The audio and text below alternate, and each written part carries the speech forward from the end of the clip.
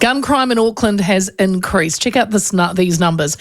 879 firearms offences reported in just the first half of this year. I think that is a lot. And only 18 offences were committed by licensed firearm holders, highlighting the issue of illegal owned guns. A member of the Indian business community who did not want to be named has spoken of an incident at his Auckland petrol station in which he tried to stop a customer driving away without paying. He opened the passenger side door and was confronted with a gun. The guy said, "F off." So, of course, the guy immediately put his hands up, backed up, and let him drive off. What else could he have done? The man was arrested. However, a year on, the petrol station owner still has concerns that this man could come back to his petrol station. Auckland's not alone in this. A Hamilton dairy owner was held at gunpoint during a robbery last year. And as of last month, 145 firearms offences committed in the first 6 months of this year are under investigation around New Zealand.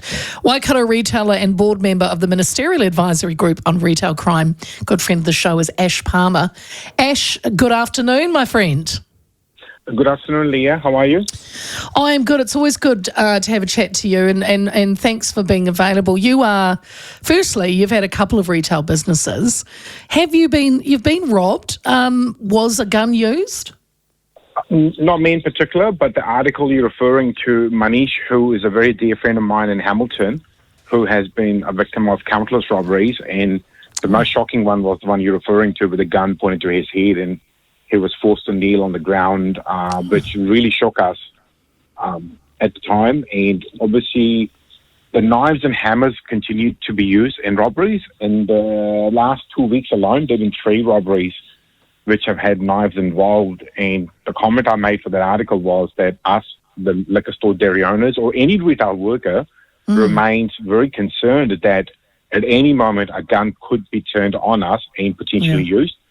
Especially noting the numbers you've quoted, the amount of them are being shot and being used in gang violence amongst each other. So we have seen, as you know very well, New Zealand has seen an exponential growth in crime, retail crime, particularly over the past 5 years. There's been an 86% increase in retail crime of all types. We had the ram raids that were prolific a while back. Would you say gun crime is the biggest worry now?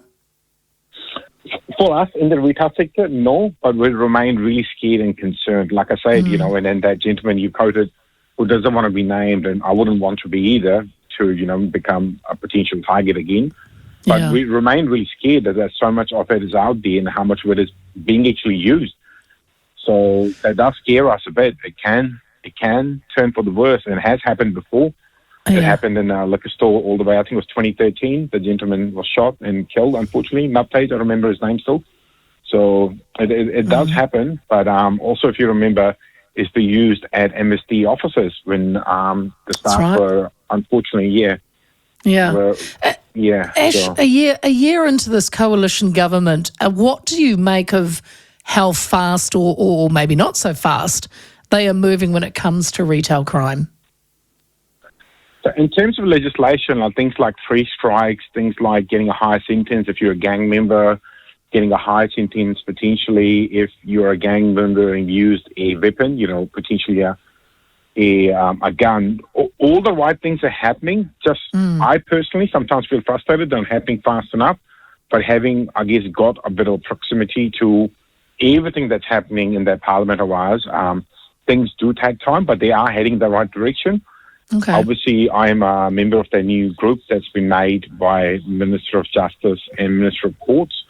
So we are currently exploring policy work that's required to maybe empower security guards, because police can't be anywhere. I think that's a well-established fact. They can't just get everywhere in a moment's notice.